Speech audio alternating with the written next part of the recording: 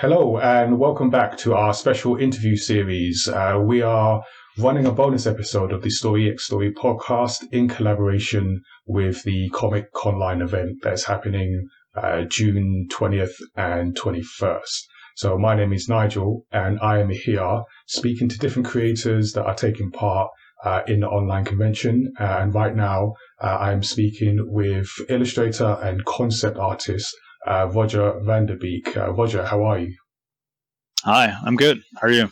Cool. Yeah, I'm good. It's been great to kind of speak to all the different artists taking part. So it's nice to hear everyone's perspective and journey. So yeah, we'll kind of get into your backstory, so to speak.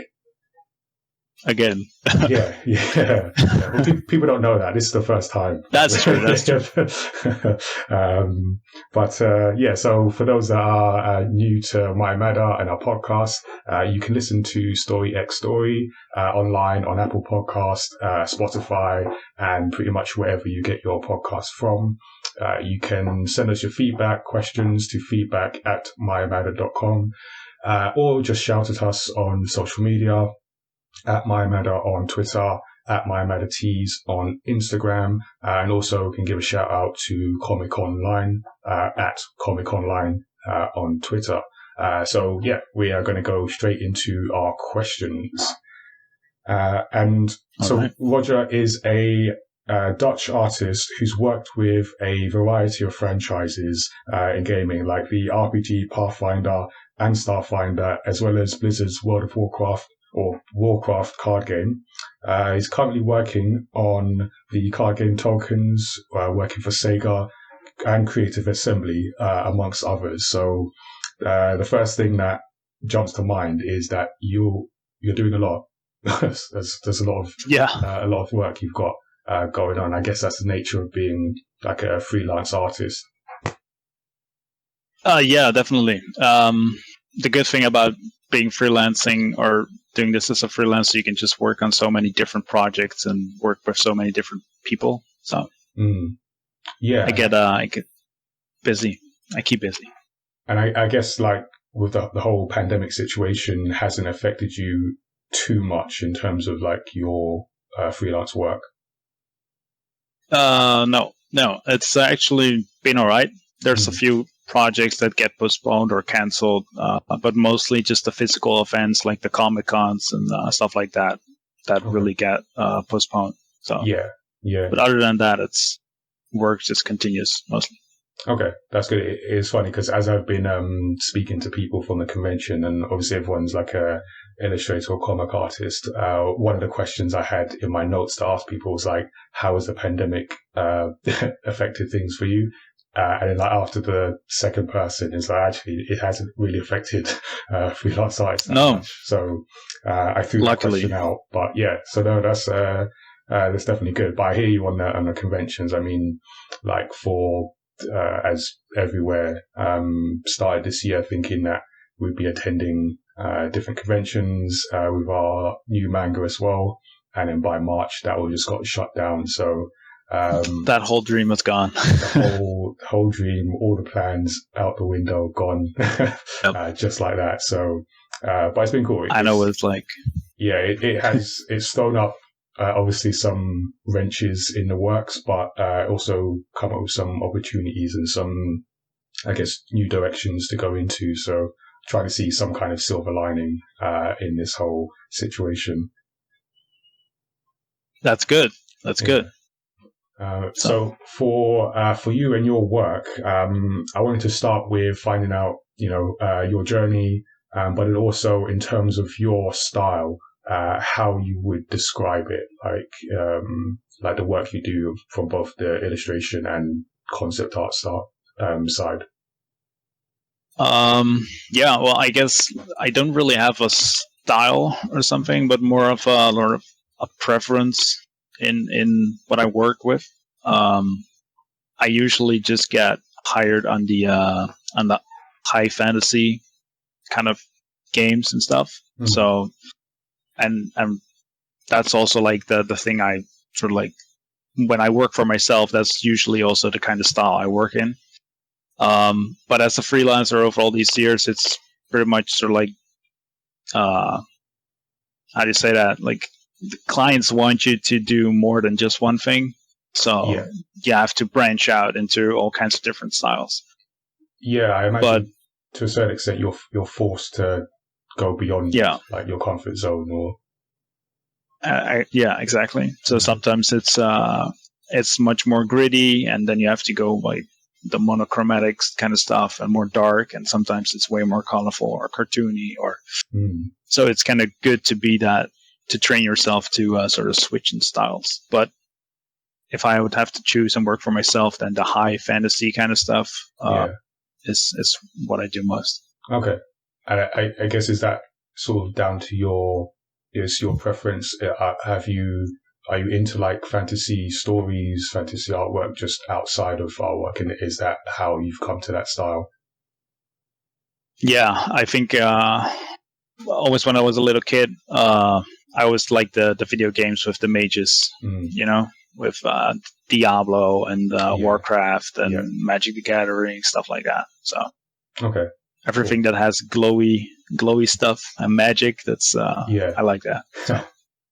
Nice. Okay. And like, so I said you're an illustrator and concept artist. Could you like break down the difference between, you know, what an illustrator does versus what a concept artist does, and how you switch between those two roles?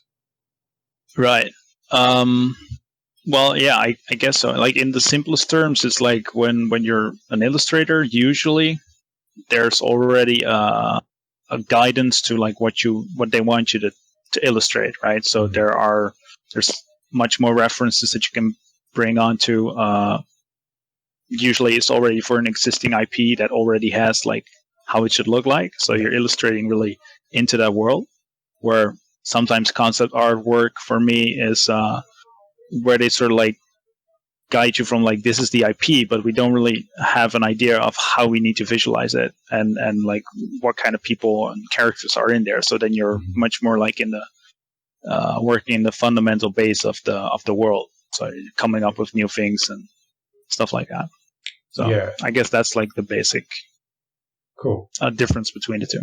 Yeah, no, that makes sense. And like the idea of concept art is something that for my brand, mayamada, we're trying to, I guess, incorporate more like into our story. So sort of myself being a writer, and then having our illustrator who will take like, you know, the outline and the script and turn it into a manga. And I'm trying to introduce into our process, sort of spend more time at the concept art where, you know, we have this story, these characters, this world, and I don't really know what it looks like. So it's not necessarily defined. Like we've got like a style from a brand level, but in terms of an individual story. And I feel like spending time in that concept art stage will allow us to like, you know, explore what this could look like before deciding on something that works into the story and then ends up in the book. Yeah, no, that's exactly the whole premise sort of to it. Where it's just like spending time exploring different ideas. And of course in illustrations you also do that. You know, sometimes you have to illustrate something that there's not that much to go on, but it's already set into a world that is so developed that you can sort of like make it fit without doing too much concepting. Yeah. Cool.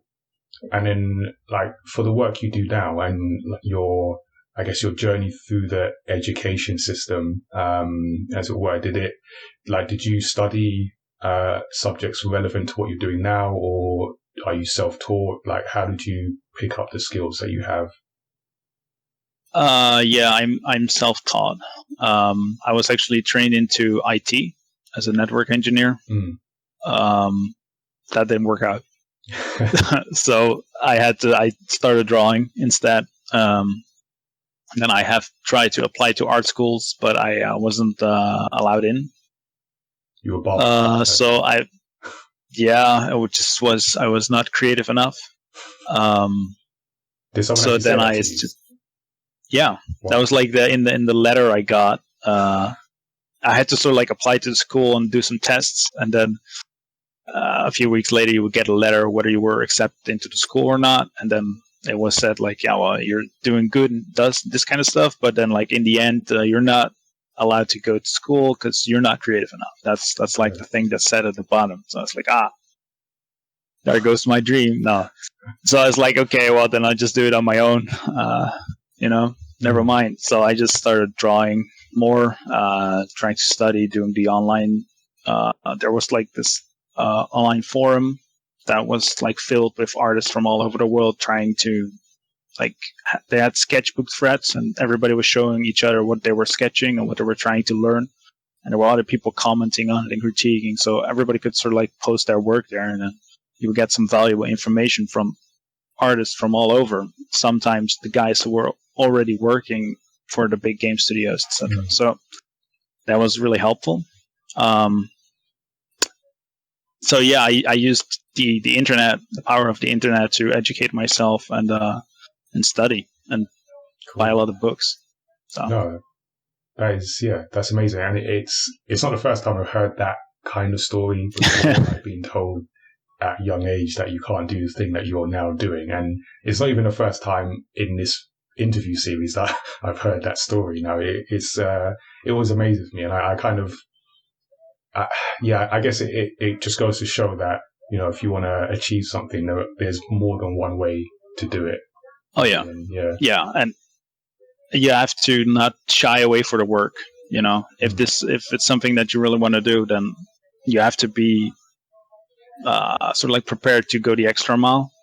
And I guess if you're going to school, then you perhaps are a little bit more eased into that, where if you're just denied, and you're just saying like, look, it's not going to happen, then that's the extra motivation for me, at least, to go full throttle and just, go die hard into it. Yeah, I think that, yeah. No, that's really good. And then you're showing your work, going your own route. So, like, when did your big break come? Like, and I say sort of big break in air quotes, big break, but yeah, what was that like? What was your first big job? How did it come? And how did you first time you actually sort of like have the idea that it's working, what you're doing, and you're heading into the right direction. Yeah, that was definitely I think 6-7 years ago or something. When I got the gig for the Warcraft card game. Yeah. So yeah, when such a big client, and that was sort of like the goal, to maybe perhaps someday work for something like Blizzard. And when that came, that was like that was awesome. So that was like the validation of all the work that I had put in the previous years. That I'm in the right direction, and I'm actually being seen by art directors that work for these kind of franchises. So yeah, that was good. And that was a result of you like putting your work out in these places online. Yeah, just trying to be seen. So all the platforms that there are, like the ArtStation and the DeviantArt, Facebook, Instagram, Twitter. Not even sure which ones there are nowadays or which ones are being used.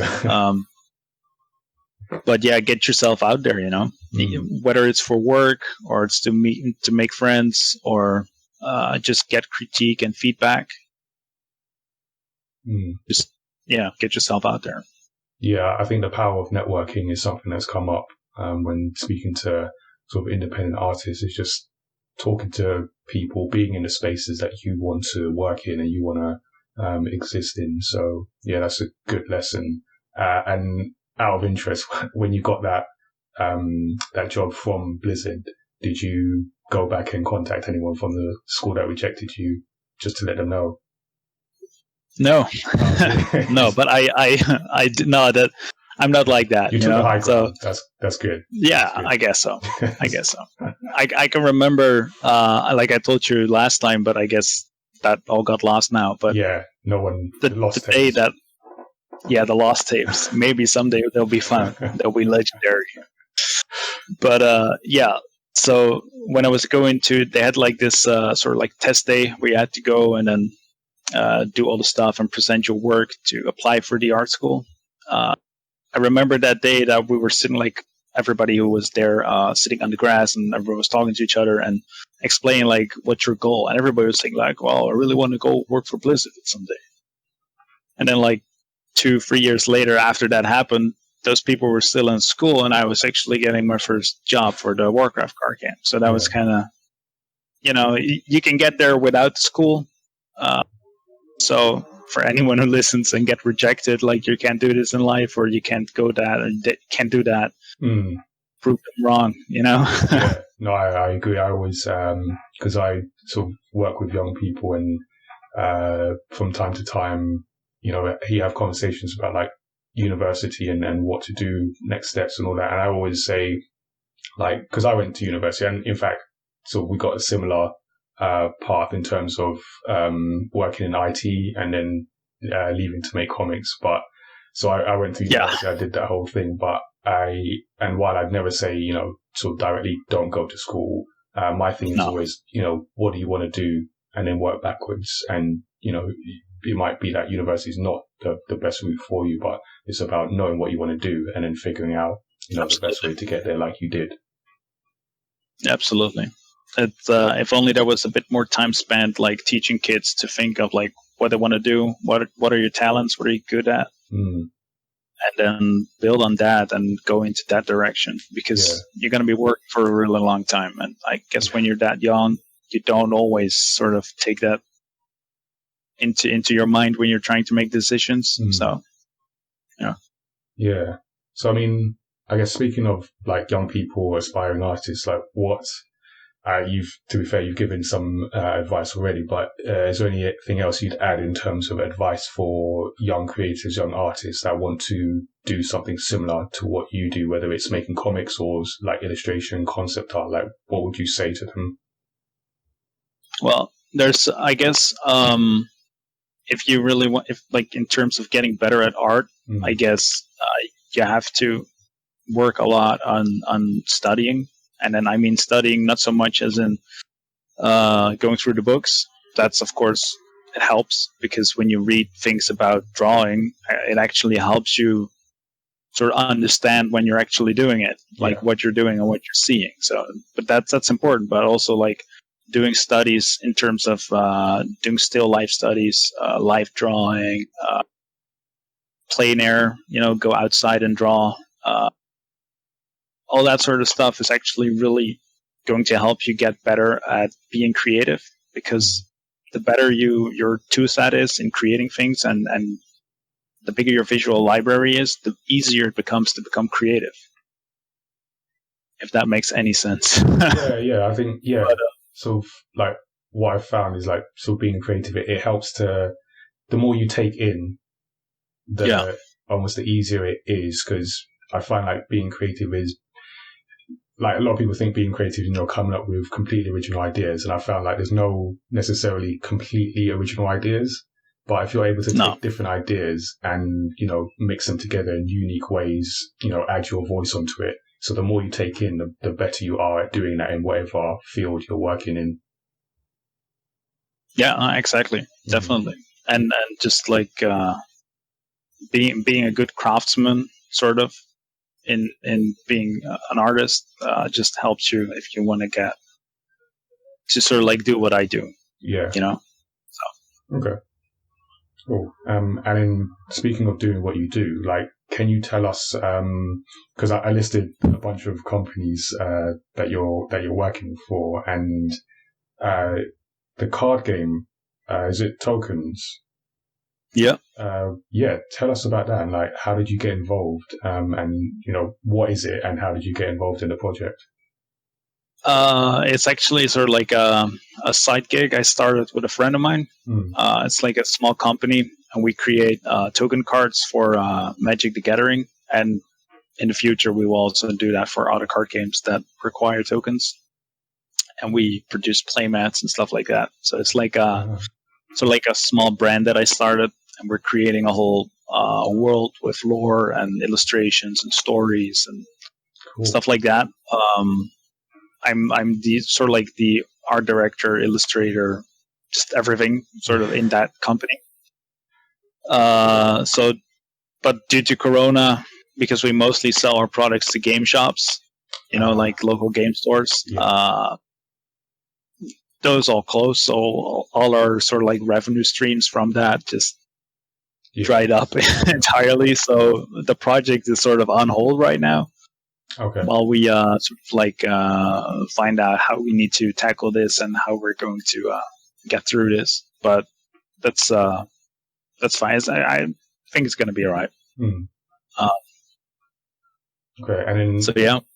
What about some of the other projects? So you've got working with SEGA and Creative Assembly as well. Like, can you tell us? Are you able to speak about the work you're doing with Creative Assembly?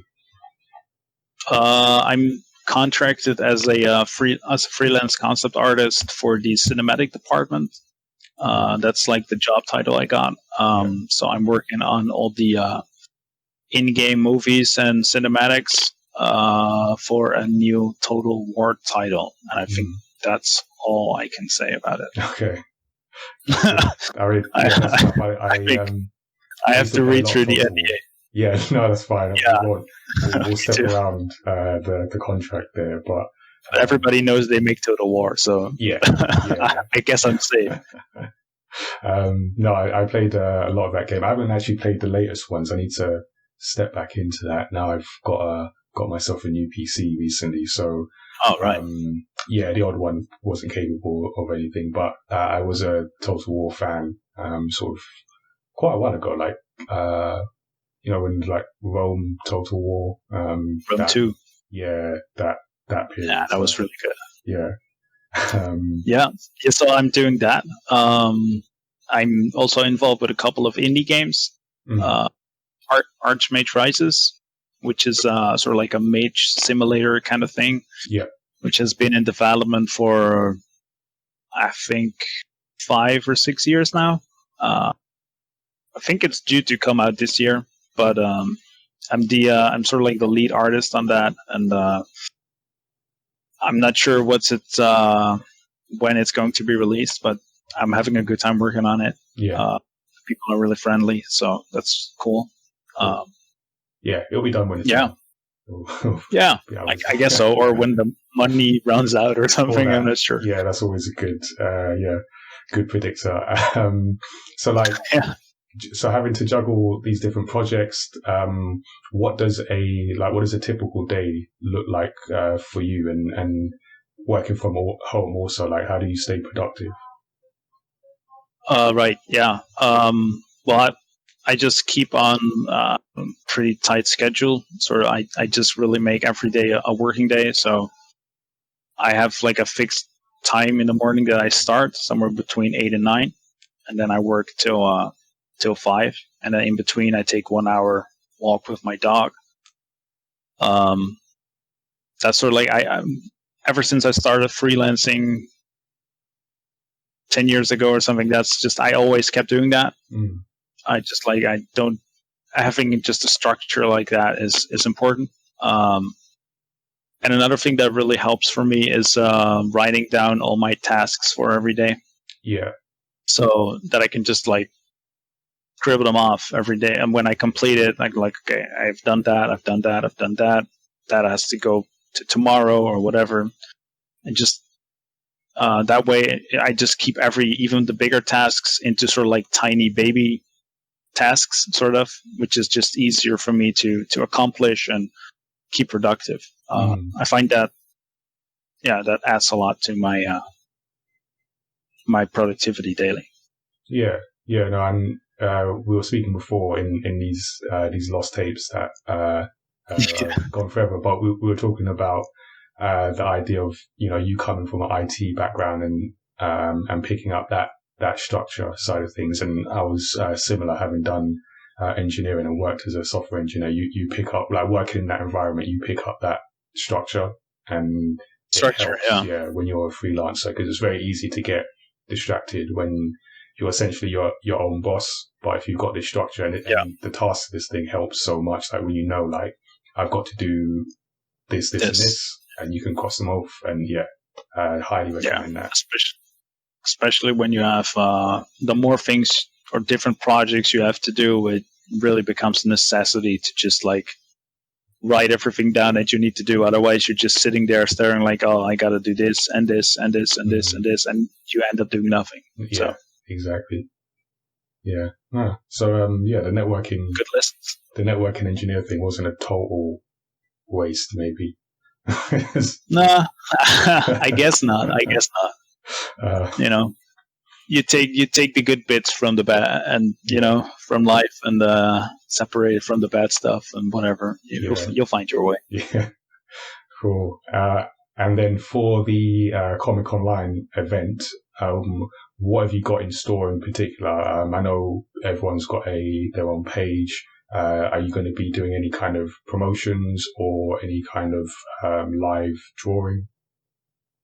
I think there are some stuff for sale on my page, from card game tokens, products, as well as some prints, which you can get signed or whatever you want. And I will be doing 2 live streams on Saturday and Sunday, which I have like a YouTube channel that I also have a series on, which is called Morning Sketching, where I just like give myself 1 hour to draw and paint something. Okay. I'm going to do 2 sessions of that, but then during the day.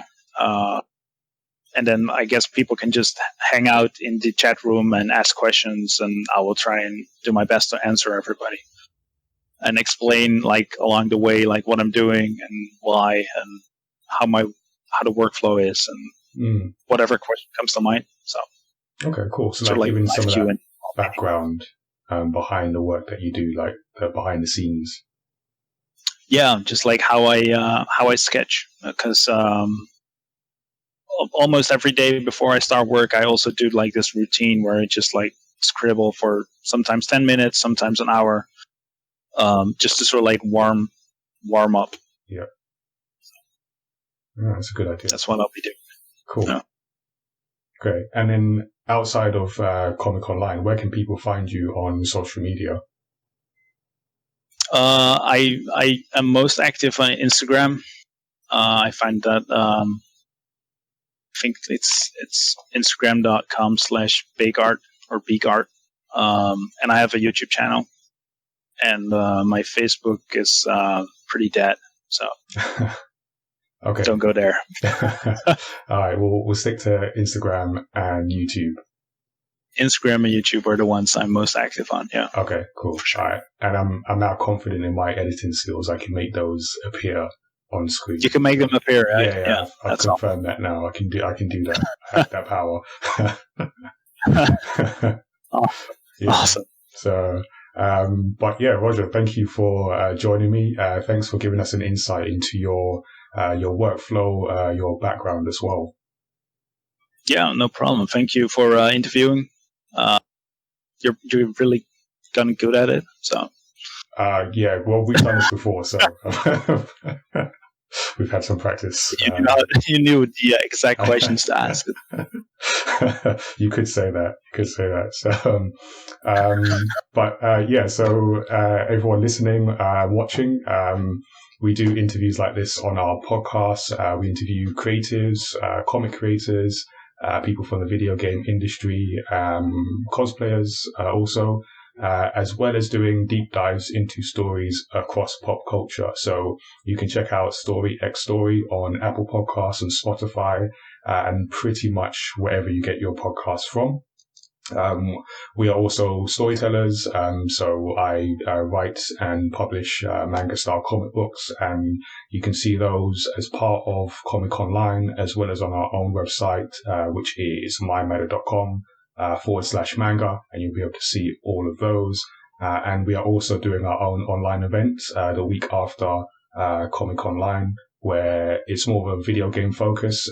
So it's called Gamepad Online, and you can check that out at gamepad.events. Other than that, our email address is feedback@mayamada.com, and you can listen to episodes of our podcast at mayamada.com /storyxstory. So until next time, see you all later.